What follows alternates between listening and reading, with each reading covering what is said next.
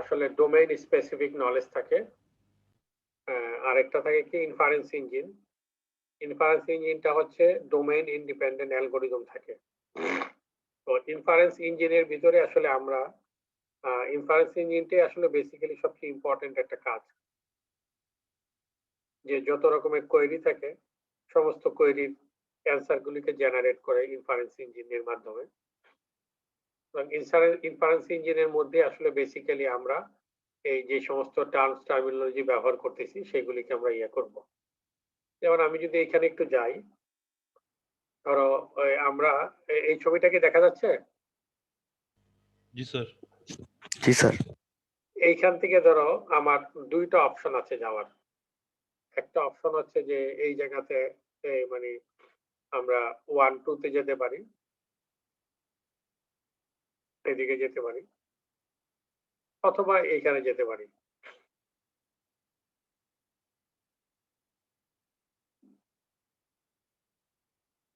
তো যদি এইখানে আমরা যাই অথবা এখানে যাই, এখানে কিন্তু আমাদের একটা সিদ্ধান্ত নিতে হবে, তাই না? যখনই তোমার অপশন থাকে তখনই তোমার সিদ্ধান্তের বিষয় আছে, তাই না? জি স্যার। তো এই সিদ্ধান্তগুলি নেওয়ার ক্ষেত্রে আমরা বেসিক্যালি যদি চিন্তা করি যে আমাদের কাছে আসলে এই দুইটা জিনিস ছাড়া কিন্তু কিছু নাই। একটা আছে নলেজ বেজ আর একটা হচ্ছে ইনফারেন্স ইঞ্জিন। তো এই সিদ্ধান্তগুলি জেনারেট করার ক্ষেত্রে সাধারণত এজেন্ট যে কাজটা করবে সেটা হচ্ছে যে এই ইনফারেন্স ইঞ্জিনটাকে নলেজ বেজের উপর অ্যাপ্লাই করে সে আসলে অ্যান্সারটা জেনারেট করবে। অ্যান্সারটা কি? যে আমরা এখানে আমাদের অ্যান্সার হবে কি, যে আমি কি 1 2 তে যাব নাকি 2 1 এ যাব, কোন জায়গায় যাব। আমার যেহেতু এখানে দুটো অপশন আছে, আমাকে একটা অপশনে আমি যেতে পারবো, তাহলে কোন অপশনটাতে আমি যাব, এই অ্যান্সারটা জেনারেট করবে হচ্ছে ইনফারেন্স। কথা বোঝা গেছে? জি স্যার। এইটার জন্য আমরা বিভিন্ন জিনিসপত্র আলোচনা করেছি, আমরা একদম শেষ পর্যায়ে আছি আসলে। ইনফ্যাক্ট যে যেমন আমরা এখানে বলেছি যে আমাদের কিছু মানে কিছু সূত্র আমাদেরকে অ্যাপ্লাই করতে হবে এই ইনফারেন্স করার জন্য। একটা আছে এন্ড এলিমিনেশন, একটা আছে মডাস পনেন্স। এই এই দুইটি আমরা এখানে যদি বলি, এন্ড এলিমিনেশনে যেটা দেখো আমাদের দুইটা জিনিস দেওয়া আছে, আলফা এন্ড বেটা। এরকম যদি দেওয়া থাকে, এন্ড এলিমিনেশন এই রোলটাকে অ্যাপ্লাই করে যে কোনো একটা কনজাক্টকে আমরা আসলে ইনফার করতে পারবো। এন্ড এর মানে কিন্তু কনজাংশন, তাই না?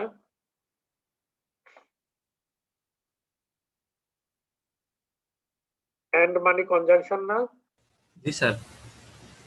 আর অর মানে হচ্ছে ডিসজাংশন। তো এন্ড এলিমিনেশন যদি আমরা অ্যাপ্লাই করি, এন্ড এলিমিনেশন অ্যাপ্লিকেশনের মাধ্যমে আমরা যে কোনো একটা কনজাক্টকে ইনফার করতে পারবো, আলফা এন্ড বেটা। এর মধ্য থেকে আমরা আলফাকে ইনফার করতে পারবো অথবা বিটাকে ইনফার করতে পারবো। খুব সিম্পল যদি আমি বলি,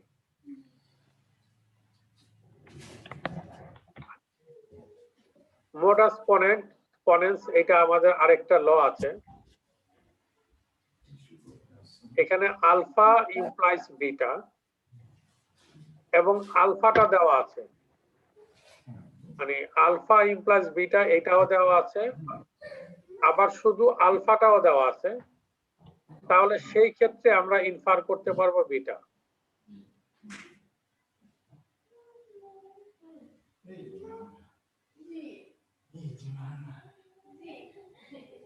এইখানে একটা এক্সাম্পল দেওয়া আছে, দেখো এই উপরের জিনিসটার এক্সাম্পলটা দেখো, one pass ahead and one pass alive।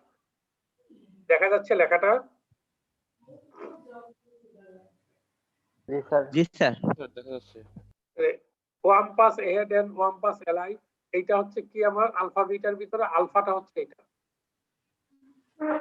One pass ahead and one pass alive, এই যে and one pass ahead and one pass alive, এটা হচ্ছে আলফা, আর বিটা হচ্ছে shoot.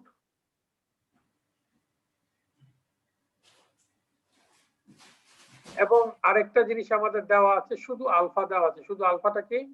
One pass ahead and one pass alive. তাহলে এই তথ্যটুকু যদি দেওয়া থাকে, ইমপ্লিকেশনটা দেওয়া আছে, এবং ইমপ্লিকেশনের যে হাইপোথিসিস, ইমপ্লিকেশনের প্রথমটাকে বলি আমরা হাইপোথিসিস, দ্বিতীয়টাকে কি বলি?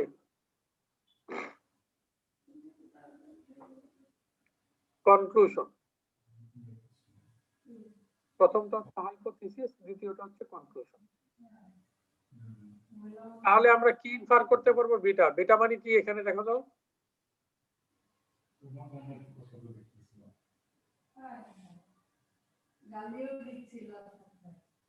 বেটাটা কি এই এক্সাম্পলের মধ্যে? Shoot sir. শুট। তাহলে শুটটা ইনফার করা যাবে। Oh my God. কথা বোঝা গেছে?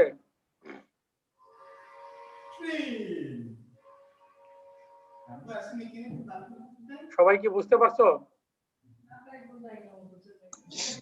জি স্যার।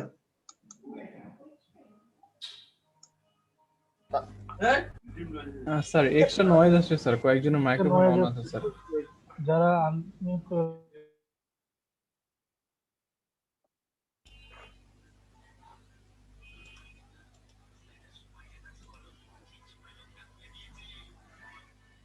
তাহলে আমরা যেটা দেখলাম যে আমি যেটা বলছিলাম যে আমাদের এই যে বিভিন্ন রুলস রেগুলেশন যে যাই আমরা আলোচনা করেছি এই চ্যাপ্টারে, এর মূল অবজেক্টিভ ছিল যে কিভাবে ইনফারেন্স ইঞ্জিনটাকে অ্যাপ্লাই করে আমি আসলে একটা নতুন তথ্যকে জেনারেট করা।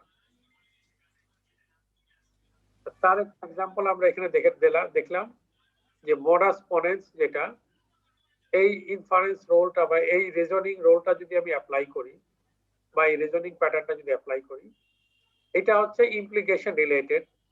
আলফা ইমপ্লাইজ বিটা, এবং আলফা যদি গিভেন থাকে তাহলে উই ক্যান ইনফার বিটা। এখানে আমরা বলছি আলফা মানে হচ্ছে যে কোনো জিনিস হতে পারে, আলফা ক্যান বি এনিথিং। আমাদের আগের এক্সাম্পল অনুযায়ী আলফাটাকে আমি বলছি one pass head and one pass world alive. এটাকে তোমরা বুঝতে পারছো এই কথাটা?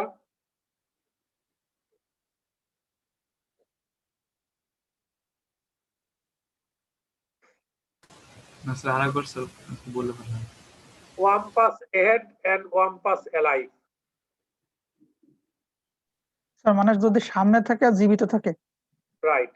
যেমন ধরো আমাদের এখানে একটা সিচুয়েশন ছিল, তোমাদের দেখাই। এগুলি আসলে একটু চিন্তা করতে হবে, আমি তোমাদের বারবার বলছি, কিন্তু তোমরা তো ওই জায়গাতে নাই, আসলে পড়াশোনা তো একদমই করো না। যেমন ধরো যে তুমি যখন এইখানে আছো,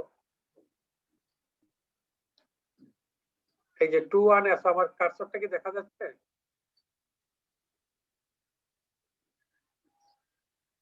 জি স্যার। তো এইখানে কি আমাদের স্টেন্স দেখা যাচ্ছে না? জি স্যার। এইখানে ব্যাড স্মেল আছে, তাই না? এইখানে ব্যাড স্মেল থাকার মানে হচ্ছে বেসিক্যালি আমাদের এই জায়গাতে ওয়াম পাসটা থাকতে পারে, ইনসেক্টটা থাকতে পারে, অথবা এই জায়গায় থাকতে পারে, তাই না? জি স্যার। এই জায়গাতে ওয়াম পাস নাই, এটা তুমি কিভাবে বুঝবা লজিক্যালি? বলো তো দেখি একজন। আমি লজিক্যালি বলবো যে আসলে এখানে ওয়াম পাস নাই, এটা কিভাবে বলা যাবে? স্যার ওই মানে আমাদের আশেপাশে হচ্ছে মানে দুর্গন্ধ থাকা যাবে না এরকম একটা। না না, এখানে তো তোমার দুর্গন্ধ আছে, এই যে এখানে তোমার ব্যাড স্মেল আছে। এখানে ব্যাড স্মেল থাকার মানে হচ্ছে এইখানে ওয়াম পাসটা থাকতে পারে, 2-2 তে থাকতে পারে, অথবা 3-1 এ থাকতে পারে। তা আমি বলতেছি যে 2-2 তে ওয়াম পাস নাই, এটা কিভাবে প্রমাণ করা যাবে?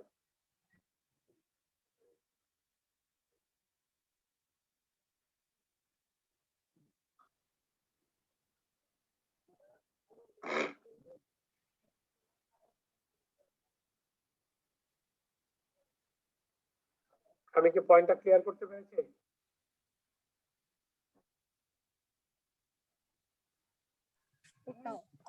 স্যার স্যার ওটার সাথে প্যাটার্ন ম্যাচ করে দেখবে, যদি মিলে যায় তাহলে আছে, না হলে নাই। কি প্যাটার্ন ম্যাচ করবা তুমি এখানে? প্যাটার্ন পেলে কোথায়?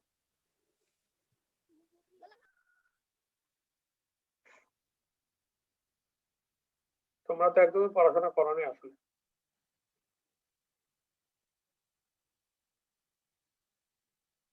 দেখো এইখানে যদি 1 পাস থাকতো তাহলে এখানে 1 2 তে কি স্ট্যান্স থাকতো না? থাকতো? জি স্যার। এখানে কি স্ট্যান্স আছে? না স্যার। তাহলে এখানে স্ট্যান্স নাই মানে কি এখানে 1 পাস নাই? জি স্যার।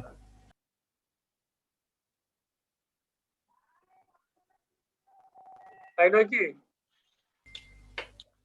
জি স্যার।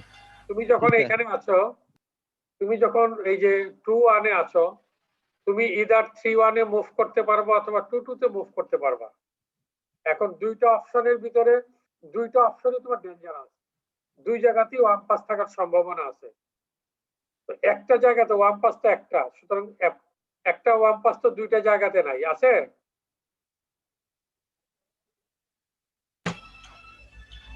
না স্যার।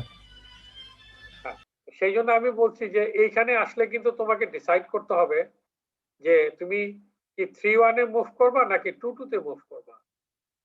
3 1 এ মুভ করা মানে হচ্ছে তুমি 1 পাসের একদম ভিতরে পড়ে যাবা।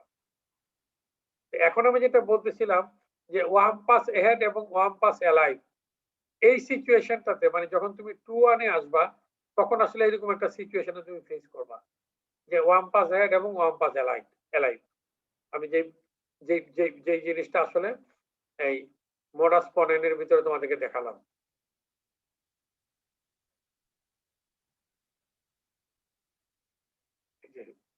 One pass ahead and one pass alive. এরকম সিচুয়েশন যদি হয় তাহলে তোমার কাজ হচ্ছে আসলে তাকে শুট করা। কথা ক্লিয়ার? স্যার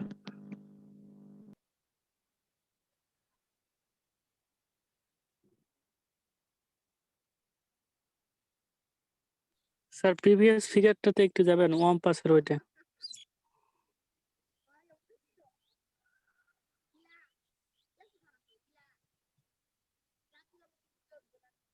হ্যাঁ বলো ভাই।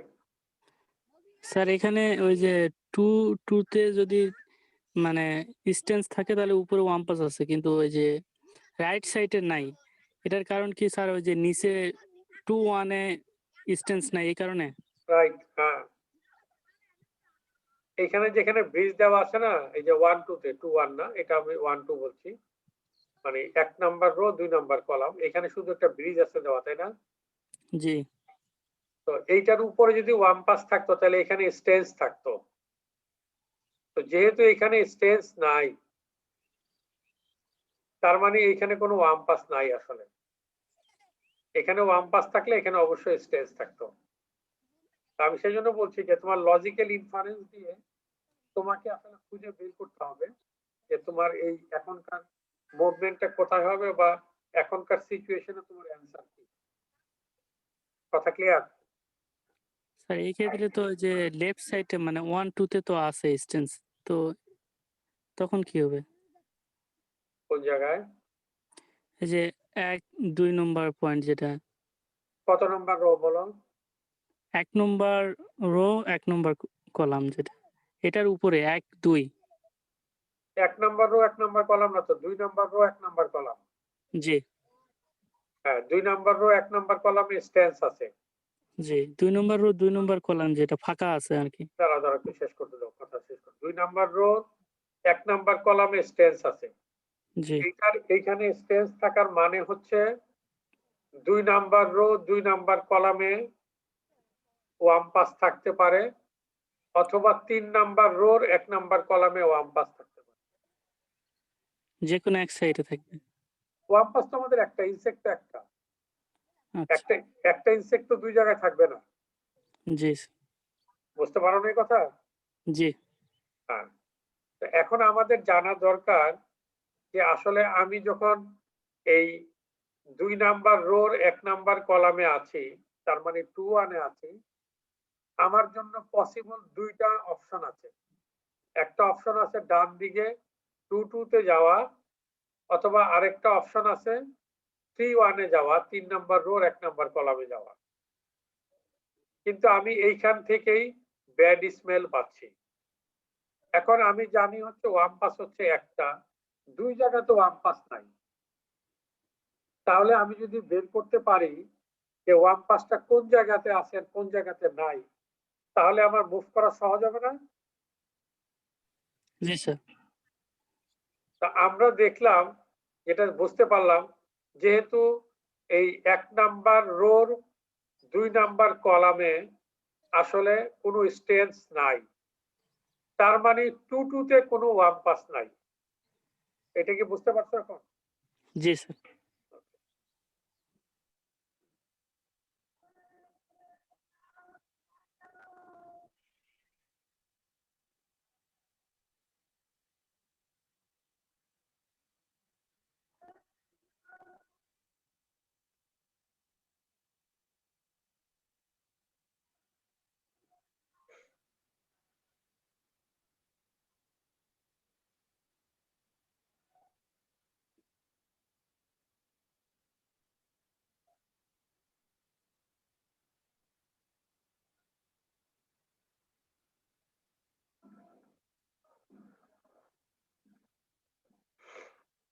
কথা ক্লিয়ার?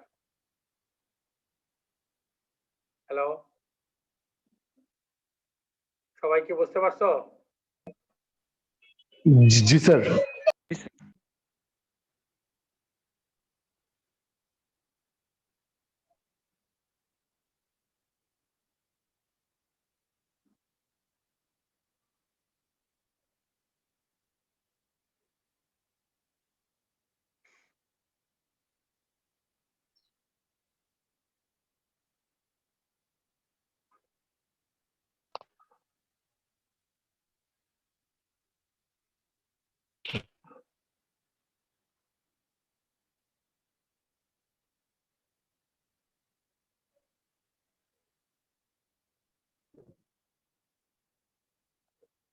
তাহলে আমরা আসলে বেসিক্যালি লজিক্যাল এজেন্ট এখানে আমি শেষ করব। আমাদের বেসিক্যালি আমরা যেটা দেখলাম, আমাদের একটা লজিক্যাল এজেন্টের ভিতরে আমাদের দুইটা ইম্পর্টেন্ট কম্পোনেন্ট আছে।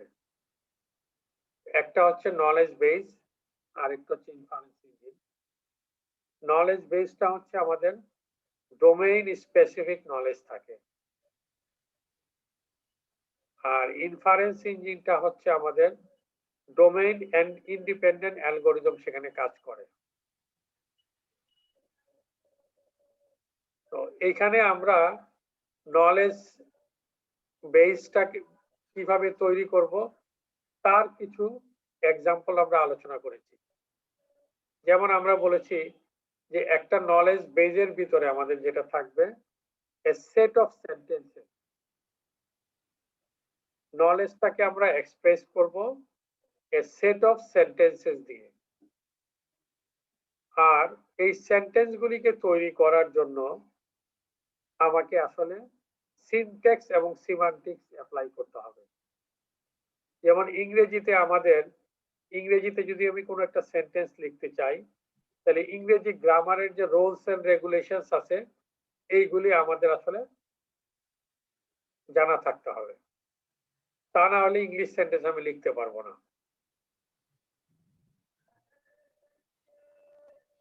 নলেজ বেজের ভিতরে আমরা দুইটা জেনেরিক ফাংশন মানে কি তোমরা বুঝতে পারছো? What does it mean by the generic?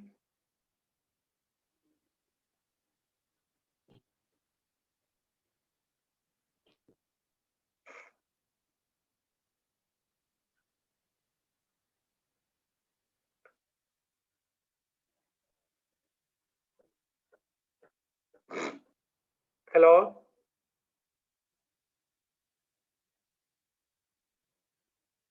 Hello,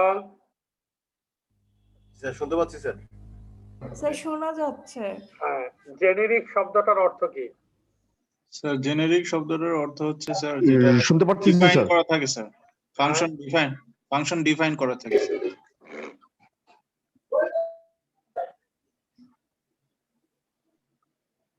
generic শব্দটার মানে হচ্ছে বেসিক্যালি আসলে অনেকটা জেনারেলের মতো, যেটা সব জায়গাতে অ্যাপ্লিকেবল। এটা কোনো স্পেসিফিক জিনিস আমরা বলছি না। মানে জেনেরিকের যদি তুমি অ্যান্টোনিম বলো, উল্টা প্রতিশব্দটা বলো, তাহলে হচ্ছে এটা নন স্পেসিফিক বা নট স্পেসিফিক। স্পেসিফিক হচ্ছে কোনো জিনিসকে নির্দিষ্ট করে দেওয়া, আর এটা হচ্ছে নন স্পেসিফিক। কথা ক্লিয়ার? জি স্যার। আমরা একটু পরেই কিন্তু এখানে দেখিয়েছিলাম যে নলেজ বেজের ভিতরে আমাদের আসলে এই দুইটা জিনিসকে আমরা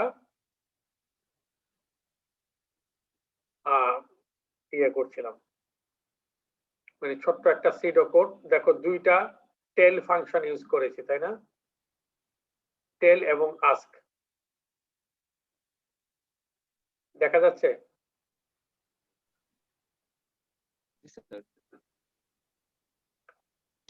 এইখান থেকে আমরা ধরো প্রথমে আমরা বলতে পারি, প্রশ্ন হতে পারে যেটা, যে আমরা নলেজ বেসটা কিভাবে তৈরি করব। প্রথম আসতে পারে যে লজিক্যাল এজেন্টটা কি বা নলেজ বেস এজেন্টটা কি, এটা আমাদের প্রথম প্রশ্ন হতে পারে। দ্বিতীয় প্রশ্ন হচ্ছে যে নলেজ বেস এজেন্টের সেন্ট্রাল কম্পোনেন্ট গুলি কি কি আছে, তার মূল কম্পোনেন্ট কি। এটা আমরা একটু আগে বলেছিলাম, নলেজ বেস এজেন্টের দুইটা মূল কম্পোনেন্ট, একটা হচ্ছে নলেজ বেস আর একটা হচ্ছে ইনফারেন্স ইঞ্জিন।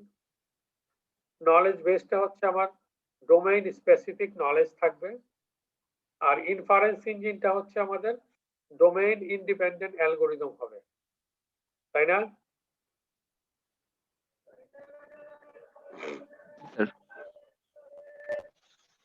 তোমাদের একটা, আমরা তো অ্যাসাইনমেন্ট আমরা দেই নাই, একটা অ্যাসাইনমেন্ট থাকলো তোমার চ্যাপ্টার 7 এর উপরে। তোমরা প্রত্যেকে 5টা করে প্রশ্ন লিখবা, আর এই 5টা প্রশ্নের উত্তর নিজেরা লিখবা। যার প্রশ্নটা খুব ইনোভেটিভ হবে, উত্তরগুলি ইনোভেটিভ হবে, he will get the full mark. আর যদি কপি করে দাও তাহলে আসলে কেউই নাম্বার পাবে না। স্যার এই শুধু চ্যাপ্টার 7 এর উপর? হ্যাঁ, চ্যাপ্টার 7 আর হচ্ছে চ্যাপ্টার 5। চ্যাপ্টার 5 এ আমরা এই আলোচনা করেছিলাম না, কনস্ট্যান্ট স্যাটিসফ্যাকশন প্রবলেম। জি স্যার। এই দুইটার উপরে প্রত্যেকটা থেকে 5টা করে প্রশ্ন লিখবা, আর উত্তরটাও তুমি লিখবা, প্রশ্নটাও তুমি লিখবা, দুইটাই। স্যার দুইটা চ্যাপ্টার মিলে 5টা কোয়েশ্চেন? দুইটা চ্যাপ্টার মিলে 10টা, 5টা 5টা।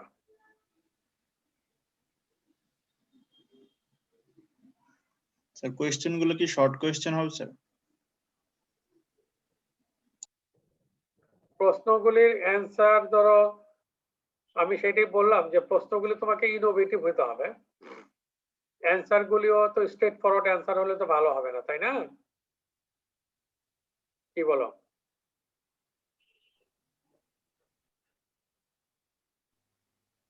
জি স্যার।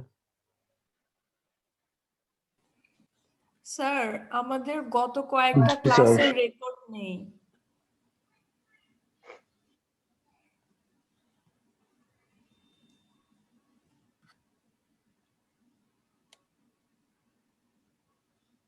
স্যার শোনা যাচ্ছে? হ্যাঁ, শোনা যাচ্ছে। স্যার বলছে আপলোড দিয়ে দেবে, স্যার বলছে ক্লাস হতে বলছে। ওকে, ঠিক আছে।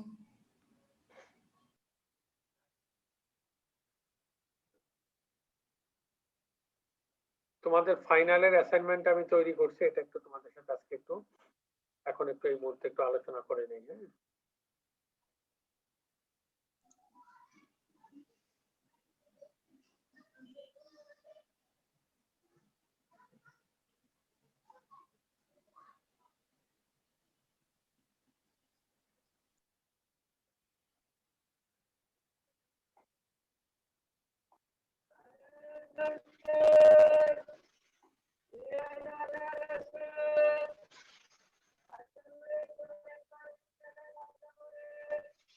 দেখা যাচ্ছে? জি স্যার। জি স্যার, স্যার দেখাচ্ছে স্যার।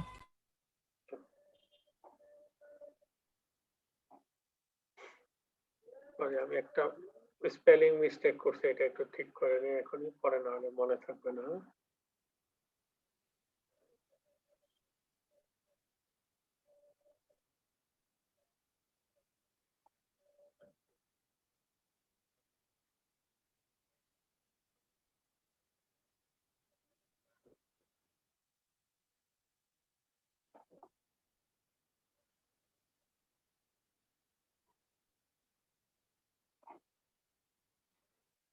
সবাইকে দেখতে পাচ্ছ ভাই?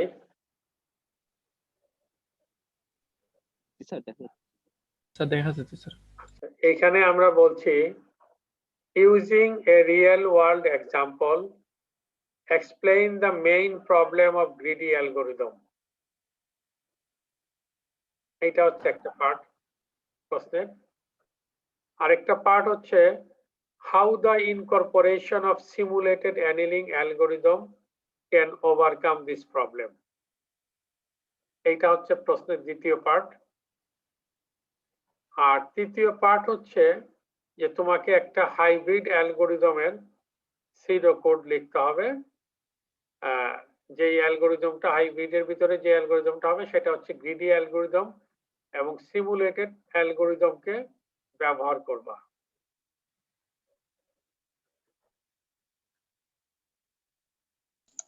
স্যার লাস্টে যেটা বললেন বুঝি নাই স্যার, আরেকবার রিপিট করবেন প্লিজ। প্রথমে হচ্ছে যে গ্রিডি অ্যালগোরিদমের মেইন প্রবলেমটা কি ছিল আমরা আলোচনা করেছি ক্লাসে। গ্রিডি অ্যালগোরিদমের মেইন প্রবলেম হচ্ছে যে সে লোকাল অপটিমাতে ট্র্যাপ করে। এটার জন্য আমরা রিয়েল ওয়ার্ল্ড একটা এক্সাম্পলও দিয়েছিলাম যে আমি যদি একটা হিলে উঠতে চাই তাহলে হিলের টপে উঠতে গেলে আসলে আমি একবারে টপে উঠতে পারবো না, কখনো কখনো আছে উপরে উঠে আবার নিচে নেমে তারপর উপরে উঠতে হবে, তাই না?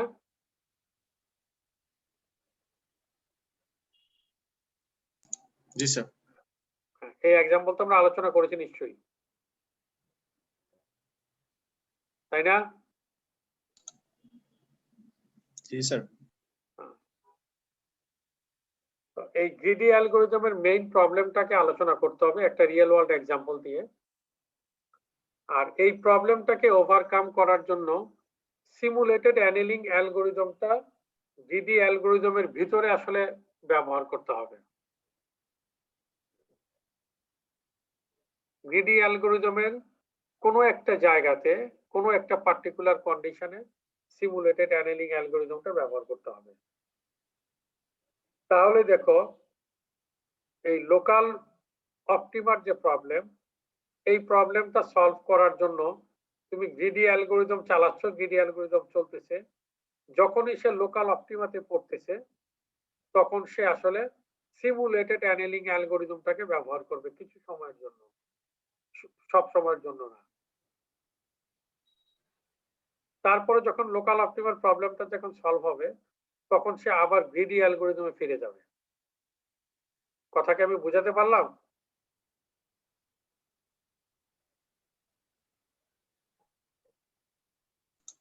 জি স্যার, ওইটা একটা পার্ট থাকবে, অংশ থাকবে ভিতরে। জি স্যার, বুঝছি স্যার। এইটাকে এক্সপ্লেইন করতে হবে এবং তার সিডো কোড লিখতে হবে। তো তার জন্য রুব্রিক্সটা এখানে বর্ণনা করে দেওয়া আছে।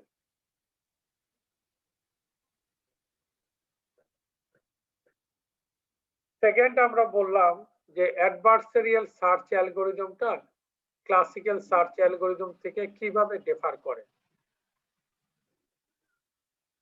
এইটাকে একটু বলা।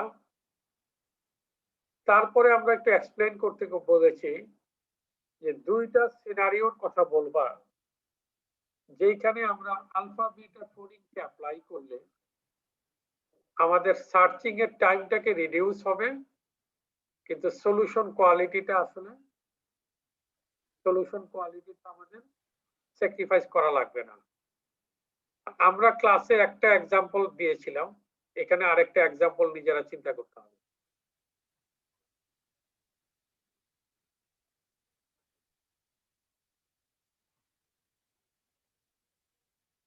আর 3 নাম্বারটা আমাদের আছে কনস্ট্রেন্ট স্যাটিসফ্যাকশন প্রবলেম থেকে। এইটা ভেরি স্ট্রেট ফরওয়ার্ড, এই জন্য দেখছো যে এইটা আমি CO1 বলেছি।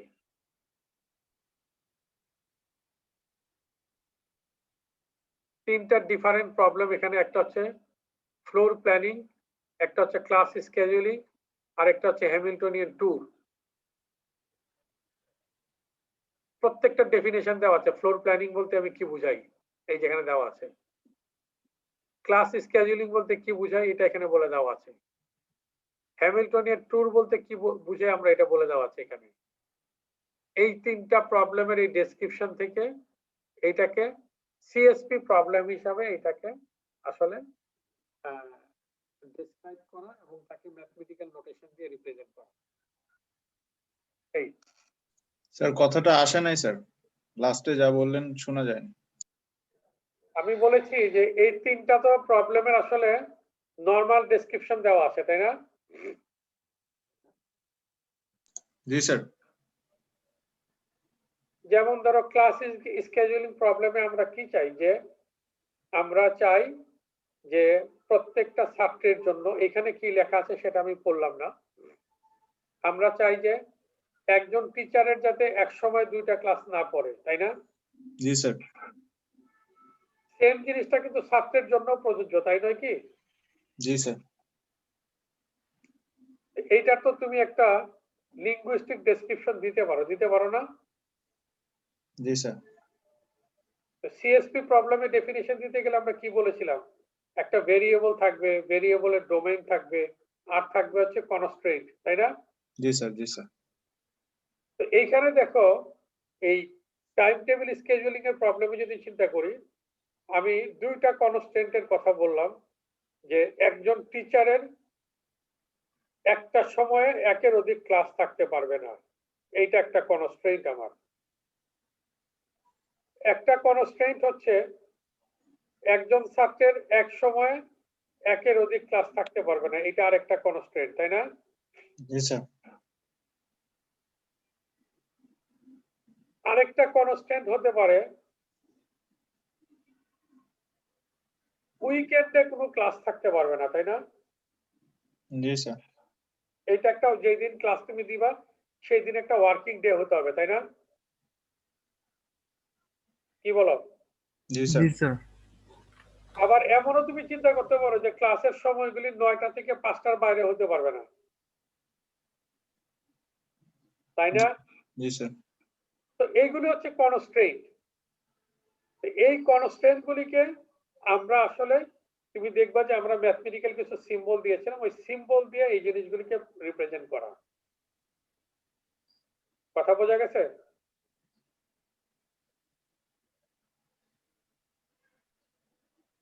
জি স্যার। জি স্যার।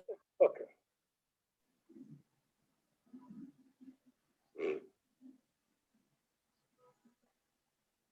আমি আসলে একটু বেশ অসুস্থ ফিল করছি, তো তোমাদের কাছে একটু আমি জিনিস একটু ফেভার চাইবো, যে আমাদের তো একটা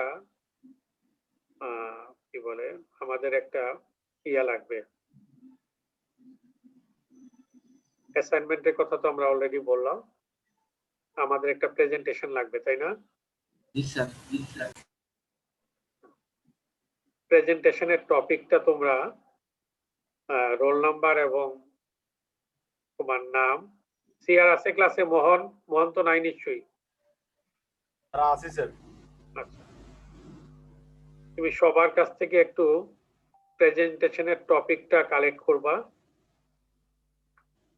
ছাত্রের রোল নাম্বার। আচ্ছা, আমি বলে দিতে পারি মনে হয়, তাহলে আমি বলে দিলে মনে হয় আর কনফিউশন থাকবে না, তাই না? জি স্যার। জি।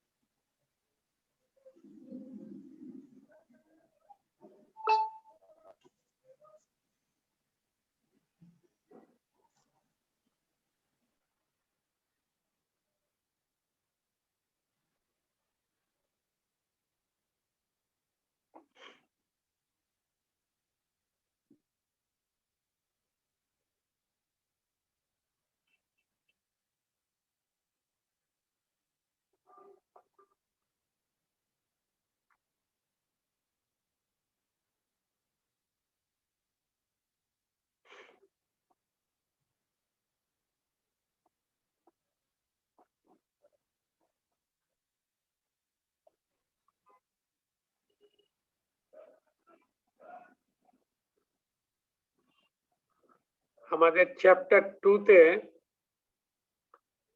4টা প্রেজেন্টেশন টপিক আছে, 2.1, 2.2, 2.3, 2.4। কথা ক্লিয়ার?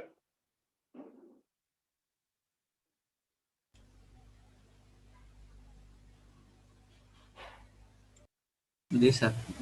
আচ্ছা, চ্যাপ্টার 3 তে আমাদের প্রেজেন্টেশন টপিক আছে 6টা, 3.1, 3.2, 3.3, 3.4, 3.5, 3.6।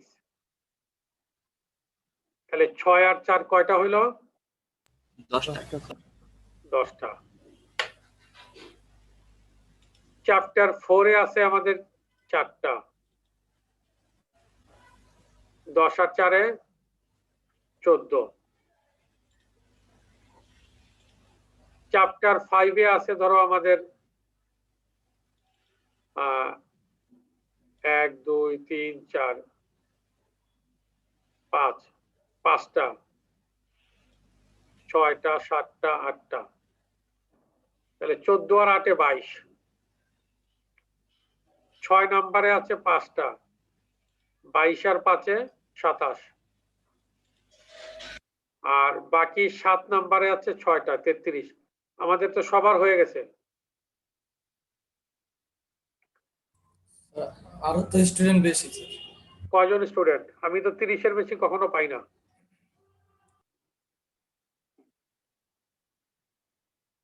কয়জন স্টুডেন্ট? স্যার প্রায় তো মেবি স্যার 40 এর কাছাকাছি স্যার। না না, ছাত্র তো 25-27-এর বেশি থাকে না। বাকি যারা ক্লাস করান এরা তো পরীক্ষা দিতে পারবে, কিভাবে পরীক্ষা দিবে?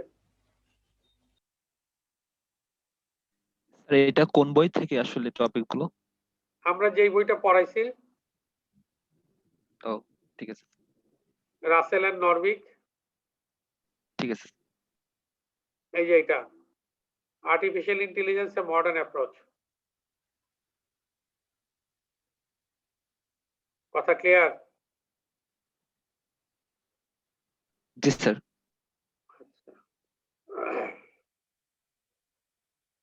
তাহলে একজন একটা গুগল ডকে একটা শেয়ার ডক খুলবা, কে খুলতে পারবা? স্যার মোহনই খুলবেন স্যার।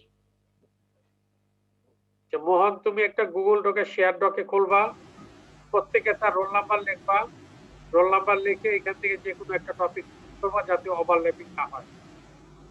সম্ভব না করা? জি স্যার, সম্ভব স্যার।